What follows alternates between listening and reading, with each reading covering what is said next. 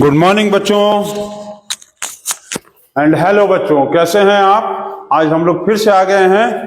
Class 12 vector algebra और NCERT का question हम लोग सॉल्व कर रहे थे और आज हम लोग सॉल्व करेंगे एक्सरसाइज 10.3 क्वेश्चन नंबर 14 से लेके 18 तक।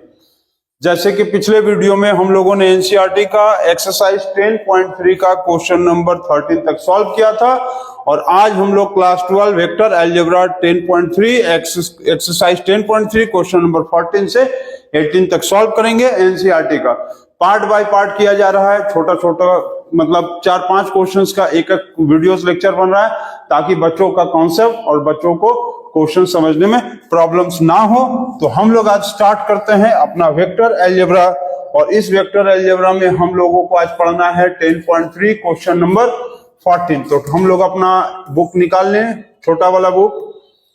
एक्सरसाइज हम लोगों को देखना है 10.3 क्वेश्चन नंबर निकल गया, हम लोगों का क्वेश्चन आ गया, छोटे वाले बुक का क्वेश्चन और एनसीईआरटी का क्वेश्चन। क्वेश्चन नंबर हम लोगों को देखना था 14 से। चलिए सभी बच्चे अपना अपना बुक निकाल लेंगे। हमने अपना छोटा वाला बुक निकाल लिया, आप लोगों ने एनसीईआरटी का बुक निकाल लिया। अब हम लोग क्वेश्चन शुरू करते हैं सॉल्व करना। क्वेश्चन नंबर 14 चलिए पढ़ते हैं क्या है। क्वेश्चन नंबर 14 क्या दिया है पढ़ लेंगे। एक्सरसाइज 10.3 इसमें हम लोग क्वेश्चन नंबर देखेंगे 14 to 18, 14 से लेके 18 तक का क्वेश्चन हम लोग को इसमें देखना है। चलिए निकाल लेते हैं, इरेजर सेट कर लिया जाए और हम लोग आगे क्वेश्चन बनाना शुरू कर दिया जाए बिना टाइम को वेस्ट किए। और सभी बच्चों जो है कमेंट जरूर करेंगे, वीडियो को लाइक करेंगे और जरूर से ये बताएंगे कि उनको टॉपिक समझ में आ रहा है कि नहीं आ रहा है। ठीक है, चलिए क्वेश्चन नंबर 14 में दिया हुआ है A vector is equal to 0, A vector is equal to 0 vector दिया है। A vector is equal to 0 vector, ठीक, A vector is equal to 0 vector और दिया हुआ है B vector is equal to 0 vector. A vector B vector 0 vector दिया है। फिर दिया है कि A dot B is equal to 0, A dot B 0 है but the converse need not to be true. मतलब ए 0 है, बी 0 है, ए डॉट बी भी 0 होगा। Converse is not be true, converse be not be true का मतलब ए यदि 0 ना हो, बी यदि 0 ना हो, क्या बोले समझ गए। ए यदि 0 नहीं है, देखो ए 0 है वेक्टर, बी वेक्टर 0 है, ए डॉट बी भी 0 आएगा। मान लो कि ए वेक्टर 0 नहीं है, बी वेक्टर 0 नहीं है, ए वेक्टर 0 वेक्टर नहीं है, बी वेक्टर 0 वेक्टर नहीं है, then A dot B vector 0 होगा। ये आपको प्रूव करना है। तो आप कोई भी एक वेक्टर ले लो, A vector is equal to मान लो i cap minus 2 J cap plus 4 के कैप ले लिए, ठीक। A vector is equal to i cap minus 2 J cap plus 4 के कैप ले लिए। बी वेक्टर को ले लो आप ऐसे ढंग से ले लो ना कि अपने मन से सोच लो कि दोनों का डॉट प्रोडक्ट 0 हो जाए। चलो दूसरा कोई वेक्टर ले लेते हैं 2 आई कैप, ठीक है, और माइनस 6 ले लिया जाए, 6 प्लस 6 जे कैप, ठीक है, प्लस 6 जे कैप और ये हो गया 2 और यहां पर मान लो इसको भी 2 के कैप ले लिए हम, ठीक है, क्लियर है, ले लिए। अब इस तरह से वेक्टर क्यों हम लोग लिए, देखो 1 2 1 जा 2, 2 ये 2 और 1, 2 1 जा 2, 4 2 जा 8, ठीक। अच्छा इसको 4 ले लो, आप इस वेक्टर को 4 ले लो, इसको यहां पर 4 ले लो। इससे देखो क्या फायदा होगा, 4 1 जा 4, 4 2 जा 8, ठीक, 4 2 जा 8 और 4 1 जा 4, 8 और 4 12 और 6 2 जा 12, दोनों का डॉट प्रोडक्ट 0 आएगा। अब हम लोग यहां पर इसको सॉल्व करके देखते हैं। अपने मन से कोई भी वेक्टर ले लेना, इस ढंग से ले लेना कि दोनों का डॉट प्रोडक्ट 0 हो जाए, ठीक है। A dot B, A vector dot B vector, तो I cap minus 2 J cap plus 4 के कैप, ये हो गया dot 4 I cap plus 6 J cap plus 2 K cap. अब दोनों का आप डॉट प्रोडक्ट करके दिखाओ, डॉट प्रोडक्ट करके दिखाएंगे तो डॉट प्रोडक्ट का मतलब हो गया 4 1 जा 4, 6 2 जा 12 प्लस माइनस -12 4 2 जा 8, ठीक है। अब आप देखो 8 4 12 -12 0, इसका मतलब क्या आ रहा है, a dot B vector is equal to 0, a dot B vector, a vector dot B vector 0, but a vector is not equal to 0 and b vector is not equal to 0। समझ गया, a वेक्टर और b vector दोनों 0 था, तब a dot B a vector 0, b vector 0, a vector डॉट b vector 0 आया था। लेकिन क्या हो रहा है कि यदि हम लोग a वेक्टर को 0 नहीं लेते हैं, b वेक्टर को 0 नहीं लेते हैं, तब भी a वेक्टर डॉट b वेक्टर 0 आ गया। तो हम लोग इस तरह से नंबर ले सकते हैं। तुम चाहो तो a वेक्टर को देखो ऐसे ले लो, a vector is equal to मान लो 2 i cap minus 2 i cap ले लो plus 3 j cap plus 4 k cap ले लो, ठीक। b वेक्टर को ले लो तुम मान लो k cap plus 2 j cap, ठीक है। तो 4 यहां देखो ऐसे लो, 4 यहां पर कुछ नहीं है, 1 4 1 जा 4 3 2 जा 6, 4 और 6 4 1 जा 4 3 2 जा 6 4 और 16, तो तुम इसको ले लो 5 i कैप। अब तुम इसको सॉल्व करोगे तो क्या आएगा, -10 प्लस 6 प्लस 4 -10 प्लस 10 0 आ गया ना, तो a डॉट 0 हो गया, a dot b dot a vector डॉट b वेक्टर, a वेक्टर डॉट b वेक्टर 0। तो इसी तरह से कोई भी वेक्टर को ले लेंगे तो a वेक्टर 0 है, b वेक्टर 0 है, तब a वेक्टर डॉट b वेक्टर 0 आया है। लेकिन अब यहां पर a वेक्टर 0 नहीं है, b वेक्टर 0 नहीं है, तब भी दोनों का डॉट प्रोडक्ट 0 आया है, यही इसका कन्वर्सन, ठीक है। तो इसको आप लोग नोट करेंगे। अब हम लोग क्वेश्चन नंबर 15 की तरफ बढ़ते हैं। तो सभी बच्चे जो है इस क्वेश्चंस को थोड़ा टिपिकल, कुछ नहीं कॉन्सेप्चुअल है, समझ गए। ए वेक्टर बी वेक्टर 0 है, A vector dot B vector 0, A vector B vector 0 नहीं होगा तब भी 0 आना चाहिए, दोनों का डॉट प्रोडक्ट, और डॉट प्रोडक्ट देखो 0 आया है। हम समझ गए नंबर कैसे ले लिए, 4 1 जा 4 3 2 जा 6 और प्लस माइनस 10, तो -10 प्लस 10 0 हो गया। तो चलिए क्वेश्चन नंबर 15 पे बढ़ा जाए। क्वेश्चन नंबर आगे हम लोग बढ़ते हैं क्वेश्चन नंबर 15 पे, और सभी बच्चों का हो गया है, इरेज कर दिया जाए। चलिए वेरी गुड, कमेंट करेंगे आपको समझ में आ रहा है। क्वेश्चन नंबर 15 बहुत ही इजी होने वाला है क्वेश्चन। चलिए क्वेश्चन नंबर हम लोग 15 की तरफ बढ़ते हैं और क्वेश्चन नंबर 15 को पढ़ते हैं अपने छोटे वाले बुक पे। क्वेश्चन नंबर 15 सभी बच्चे पढ़ेंगे और कॉपी पे नोट भी करेंगे। एनसीईआरटी के क्वेश्चंस को सॉल्व करना सबसे इंपॉर्टेंट है, ठीक। क्वेश्चन नंबर 15 दिया हुआ है, A B C are the vertices of triangle, ठीक। चलिए ए हो गया, बी हो गया और ये सी हो गया। ए बी सी वर्टिसेस दिया हुआ है और इसका पॉइंट्स दिया हुआ है, ए का 1 2 3, बी का कोऑर्डिनेट्स दिया हुआ है -1 0 1 -1 0 0, सी के कोऑर्डिनेट्स दिए हुए हैं 0 1 और 2। आपको कहा है find angle A B C. Angle A B C पे किसको मार्क कर रहा है, एंगल ए बी सी का मतलब, एंगल ए बी सी का मतलब मार्क इस पे का है, angle B. You have to find angle B. आपको एंगल बी निकालना है, एंगल बी मतलब ये, आपको क्या निकालना है, एंगल बी।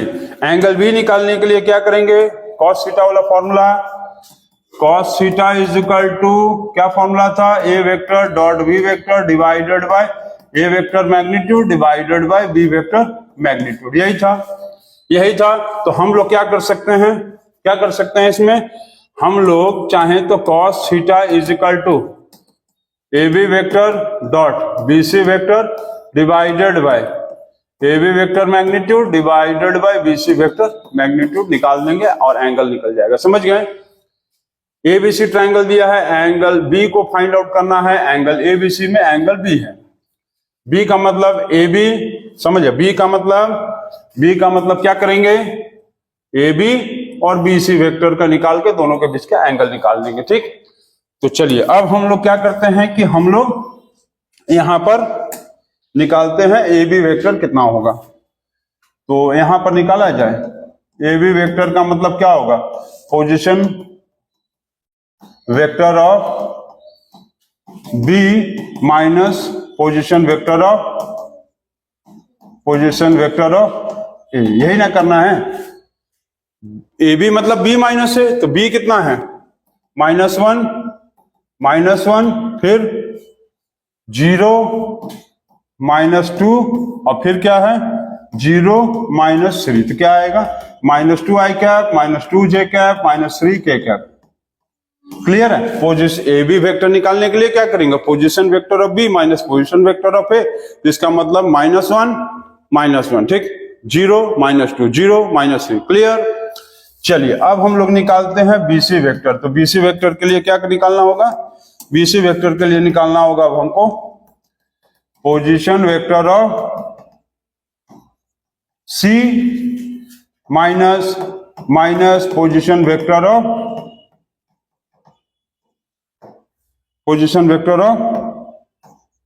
ए। ठीक है, तो इसको निकालिए और जल्दी से निकालिए।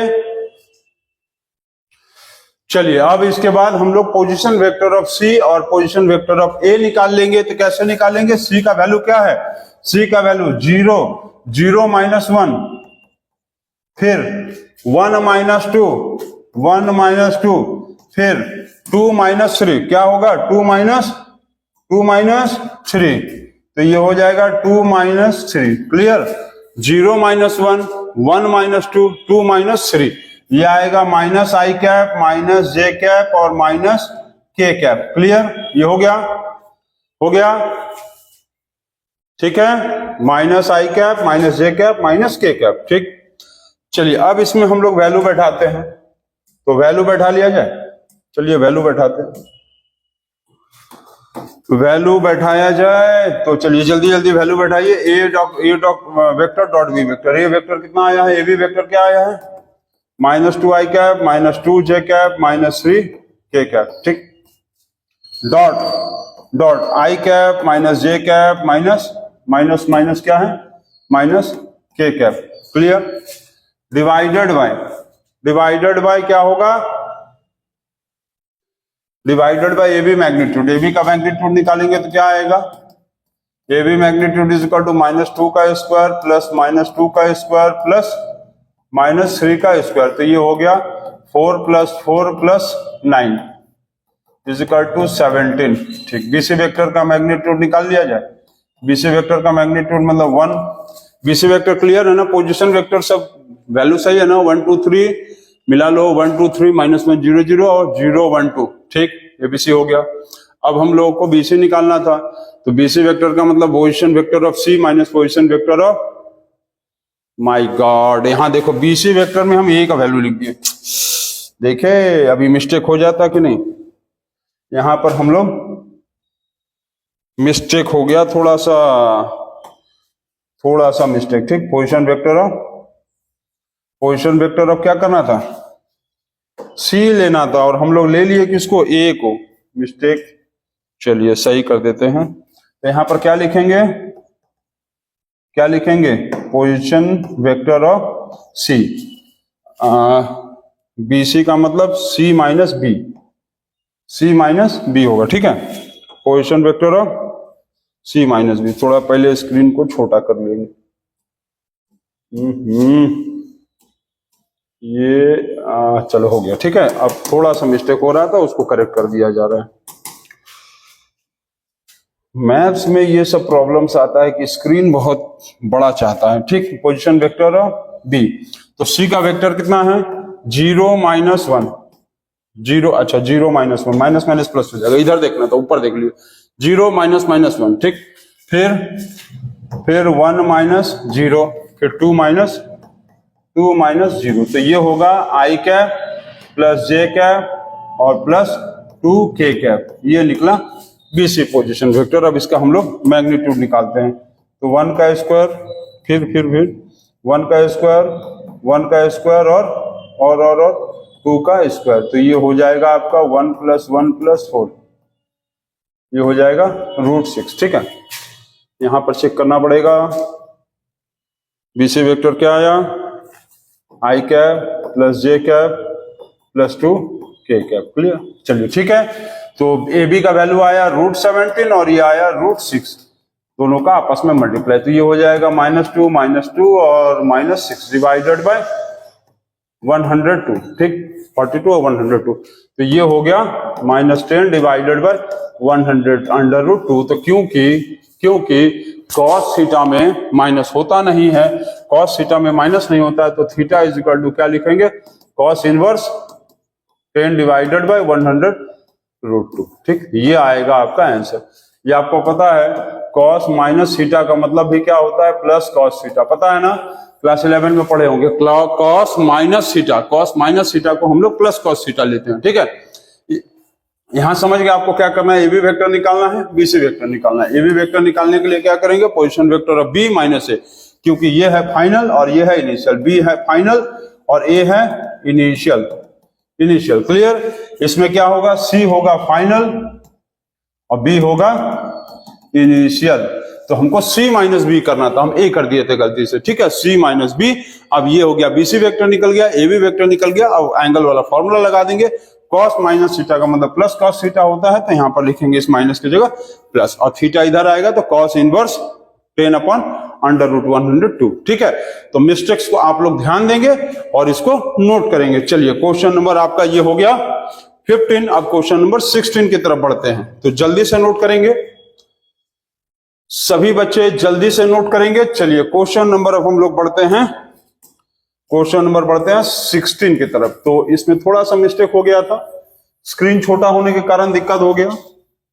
ठीक, तो ये आप लोगों के लिए इजी था।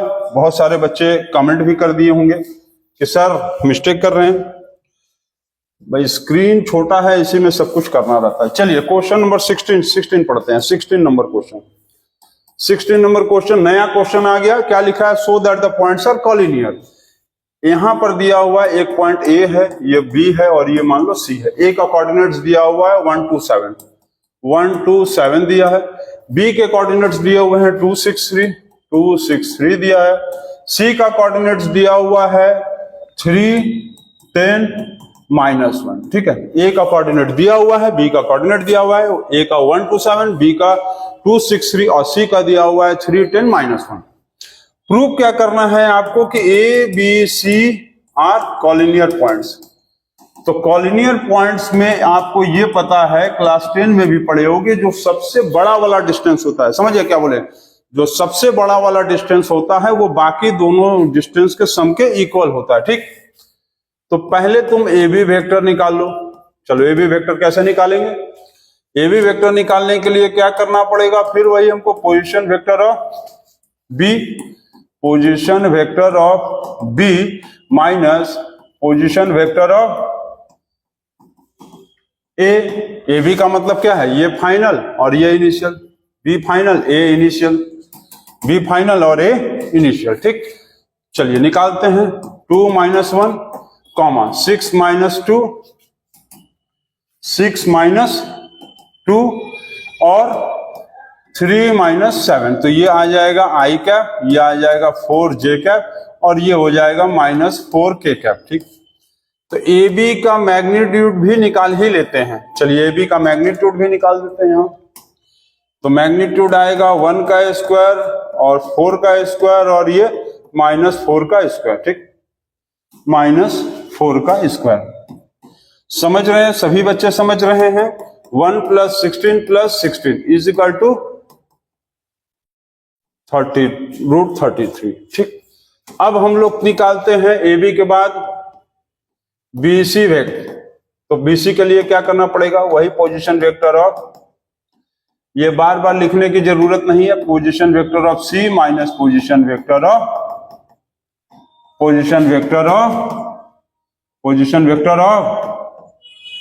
बी, ये आपको पता है, तो इसको तो आप निकाल ही लोगे। ठीक, चलिए निकाल देते हैं। तो इसमें सी वेक्टर क्या है, सी 3 -2 कॉमा 10 -6 कॉमा -1 -3, तो ये हो गया आई कैप, ये हो गया +4j कैप और ये हो गया -4k कैप। ठीक हो गया। बीसी वेक्टर का मैग्नीट्यूड निकाल दिया जाए, बीसी वेक्टर का मैग्नीट्यूड निकाला जाए, बिना निकाले तो काम ही नहीं चलेगा। बीसी वेक्टर का तो आपको मैग्नीट्यूड निकालना ही पड़ेगा। चलो, बीसी वेक्टर का मैग्नीट्यूड भी निकाल देते हैं, बीसी वेक्टर का मैग्नीट्यूड भी निकाल देते हैं। तो 1 का स्क्वायर + 4 का स्क्वायर + -4 का स्क्वायर और ये हो गया अंडर रूट। तो ये अंडर रूट का मतलब क्या आया, अंडर रूट का मतलब ये ये क्या हो रहा है भाई, अंडर रूट का मतलब क्या आया, 1 + 16 + 16 = 33 अंडर रूट। चलो ये भी हो गया, ठीक। अब हमको निकालना होगा एसी वेक्टर, अब हमको एसी वेक्टर निकालना है, ठीक। चलो ऐसे करके यहां पर सॉल्व करते हैं, एसी वेक्टर निकाला जाए। एसी वेक्टर निकालने के लिए आपको क्या करना पड़ेगा, C vector minus A position vector of C minus position vector of A, ठीक है, position vector of C minus position vector of A. तो आप निकालो 3 - 1 कॉमा 10 - 2 कॉमा फिर -1 - 1 -7, ठीक है, -1 -7, तो ये कितना आएगा, 2i cap + 8j cap - 8k cap. Clear हुआ। अब हमको एसी वेक्टर का मैग्नीट्यूड भी निकाल ही लेते हैं, तो 2 का स्क्वायर + 8 का स्क्वायर + -8 का स्क्वायर अंडर रूट = 4 + 64 + 64 = 132। अब आपको थोड़ा सा चलो यहां सॉल्व कर लेते हैं, ठीक है। इसका मतलब क्या आ रहा है, इस बुक को चलो यहां कर लो साइड में। अब आप क्या कर सकते हो, अब ये कर सकते हैं कि जो सबसे बड़ा वैल्यू आया एसी आया, इस एसी के बराबर AB + BC को आप दिखा सकते हो। ये यदि आ गया, इसके बराबर आ गया, इक्वल आ गया, इसका मतलब कॉलिनियर है। तो इसका वैल्यू है 132 अंडर रूट, इसका वैल्यू 33 अंडर रूट, इसका वैल्यू 33 अंडर रूट। अब इसका मतलब कुछ नहीं है 1, कुछ नहीं है 1। अब दोनों को ऐड करेंगे तो क्या आएगा, यहां 1, यहां भी कुछ नहीं है तो 1, ऐड करेंगे कितना आएगा, 2 अंडर रूट 33। 132 को तोड़ा जा सकता है कि नहीं, 66 फिर 2 बार में 33, मतलब 2 2 का 1 2 हो गया, तो 2 अंडर रूट 33।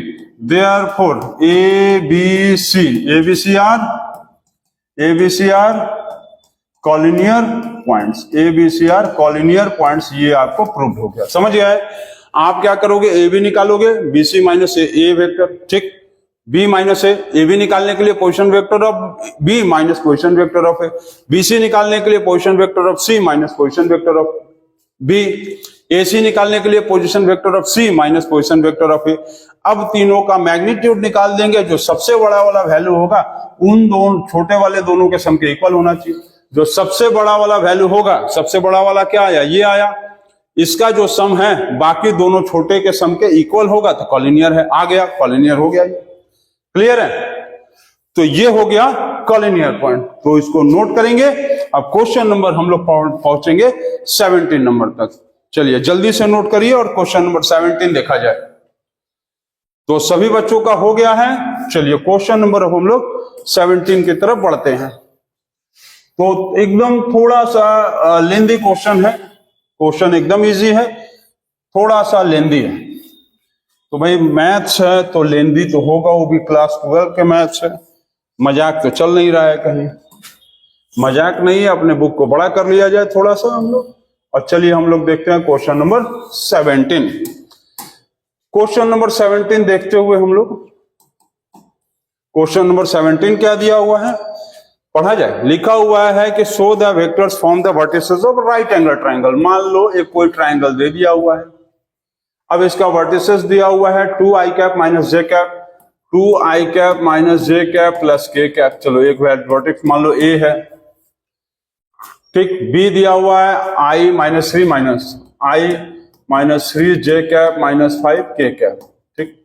ये हो गया बी वेक्टर, मतलब बी पॉइंट दिया है। सी का दिया हुआ है, सी दिया हुआ है 3i - 4, 3i - 4 जे कैप और -4 के कैप। चलो ये हो गया सी, ठीक, ये हो गया सी। लिखा हुआ है from the vertices of the right angle triangle, ठीक है। 2i cap minus j cap plus k cap, i cap minus 3 cap minus 5 k cap, ठीक। फिर 3i cap minus 4j cap minus 4k cap. चलो right angle isosceles triangle prove करना है। इसके लिए आपको करना क्या होगा, राइट एंगल आइसोसेलेस ट्रायंगल के लिए आप सभी बच्चों को पता है कि जो हाइपोटेन्यूज है वो परपेंडिकुलर और बेस के स्क्वायर का सम होता है। तो आप सबसे पहले क्या करोगे, ए बी वेक्टर निकालोगे। चलो ए बी वेक्टर निकालते हैं। ए बी वेक्टर निकालने के लिए क्या करेंगे, पोजीशन वेक्टर ऑफ बी और minus position vector of A. ठीक है, तो I cap minus 2 I cap. ठीक, चलो फिर minus 3j cap minus plus हो जाएगा, ये माइनस माइनस प्लस, फिर comma minus 5k cap minus k cap. कितना आया, minus i cap minus 2j cap minus 6k cap हो गया। चलो इसका मैग्नीट्यूड भी निकालते चलो साथ ही साथ। तो माइनस 1 का स्क्वायर माइनस 2 का स्क्वायर एंड माइनस 6 का स्क्वायर अंडर रूट। तो ये वैल्यू हो गया 1 + 4 + 36 is equal to under root 41। Clear है। चलिए वेरी गुड है, वेरी गुड। बीसी वेक्टर निकालेंगे तो बीसी वेक्टर के लिए position vector of C minus position vector of B. तो क्या करेंगे, 3i cap minus i cap. ठीक है, 3i cap minus i cap. ठीक है, चलो भाई आई लगना चाहिए, नहीं तो बच्चे कहेंगे कि सर जे लिख दिए हैं। 3i cap minus i cap, फिर comma minus 4j cap minus plus 3j cap, ये माइनस माइनस प्लस हो जाएगा। फिर माइनस 4k कैप और ये हो जाएगा माइनस माइनस 5k कैप। चलो यहां हो जाएगा 2i cap minus j cap और प्लस k कैप। इसका भी मैग्नीट्यूड निकाल दें। चलो भाई इसका भी मैग्नीट्यूड निकाल दिया जाए, मैग्नीट्यूड निकाला जाए। मैग्नीट्यूड तो 2 का स्क्वायर प्लस माइनस 1 का स्क्वायर प्लस 1 का स्क्वायर। ठीक है, थोड़ा सा इसको छोटा कर लिया जाए, थोड़ा सा छोटा। चलो इतना में हो जाएगा काम, इतने में काम हो जाएगा। चलिए हो जाएगा। तो ये आएगा 4 + 1 + 1 अंडर रूट, ये कितना आएगा, अंडर रूट 6 आ गया। ठीक है, चलिए अब हम लोगों को निकालना है, अब हमको निकालना पड़ेगा एसी वेक्टर। एसी वेक्टर निकालना है, एसी नहीं निकालना है, गर्मी आ रहा है। एसी निकाल देंगे तो पता चला कि लगेगा गर्म होने। एसी नहीं निकालना, एसी वेक्टर निकालना है। C minus A vector, C minus A vector, C minus A 3i cap minus 2i cap. Clear, minus 4 minus minus plus, minus 4j cap और minus minus plus j cap. Clear, फिर minus 4k cap minus k cap. क्या होगा, minus 4k cap minus k cap. ठीक है, k cap. तो ये हो गया i cap minus 3j cap और माइनस 5k कैप। अब इसका मैग्नीट्यूड निकाल लिया जाए। चलिए हम लोग एसी वेक्टर का भी मैग्नीट्यूड निकाल लेते हैं। 1 स्क्वायर माइनस 3 का स्क्वायर और प्लस 5 का square under root 1 + 9 + 25 is equal to 34 35। ठीक है, हो गया। अब क्या करना था, क्योंकि पाइथागोरस थ्योरम से हमको देखना था। कौन सा थ्योरम, कौन सा theorem, by pi P Y P H A, by Pythagoras theorem. जो सबसे बड़ा वाला वैल्यू होता है वो h² is equal to perpendicular square plus base square. सबसे बड़ा वाला कौन आ गया, सबसे बड़ा वाला जो है वैल्यू कौन सा आया है, यही क्या होगा, इसका हाइपोटेन्यूज होगा। और मान लो इसको आप बेस मान लो और परपेंडिकुलर मान लो, इसको बेस मान लो। समझिए, इसको आप हाइपोटेन्यूज मान लो, इसको आप परपेंडिकुलर मान लो। बस ये ध्यान देना कि जो सबसे बड़ा है उसी को हाइपोटेन्यूज मानना है। इसको बेस भी मान सकते हैं इसको, लेकिन हाइपोटेन्यूज ही मानना होगा। और जो बाकी एक बच गया, बेस ले लो, वैल्यू बैठा दो। अंडर रूट 41 का square is equal to perpendicular root 6 का स्क्वायर। समझ गया, जो सबसे बड़ा वैल्यू आया है उसको आपको हाइपोटेन्यूज ही मान रहा होगा, उसको आप बेस और परपेंडिकुलर नहीं मान सकते हो। तो 41 35 plus dash 41 is equal to 41। Therefore, ABC is a right angle triangle. Right angle ABC is a right angle triangle हो गया ये। तो क्वेश्चन नंबर 17 भी खत्म हो गया। क्वेश्चन नंबर 17 में तो कुछ था ही नहीं। चलिए नोट कर लेंगे question number 17। Very easy question, बहुत इजी क्वेश्चन। क्वेश्चन नंबर 17 खत्म। तो सभी बच्चे नोट कर चुके हैं। अब क्वेश्चन नंबर हम लोग दौड़ के तुरंत उछल के भाग के। अच्छा, कुछ बच्चों को यह पता है कि क्रिकेट का फुल फॉर्म, क्रिकेट का हिंदी क्या होता है? क्रिकेट का हिंदी होता है दौड़ भाग उछल कूद, गोल पिंड। ठीक है, क्रिकेट का हिंदी होता है गोल पिंड दौड़ भाग उछल कूद प्रतियोगिता। क्या बोले? क्रिकेट का हिंदी होता है गोल पिंड दौड़ भाग उछल कूद प्रतियोगिता। कितने बच्चों को पता था? ये जरूर से कमेंट करिएगा कि आपको क्रिकेट का फुल फॉर्म पता था या नहीं पता था, कि मेरे बताने पे ही आपको पता चला। चलिए 9 नोट करेंगे।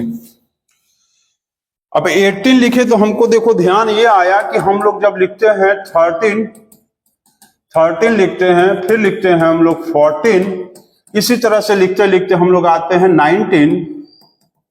19 लिखते हैं, और उसके बाद लिखते हैं हम लोग 20, और इधर लिखते हैं हम लोग 12। तो आप ये ध्यान दोगे कि इस सारे वर्ड में ये 13 से लेके 19 तक में वर्ड आता है टीन, किशोरावस्था।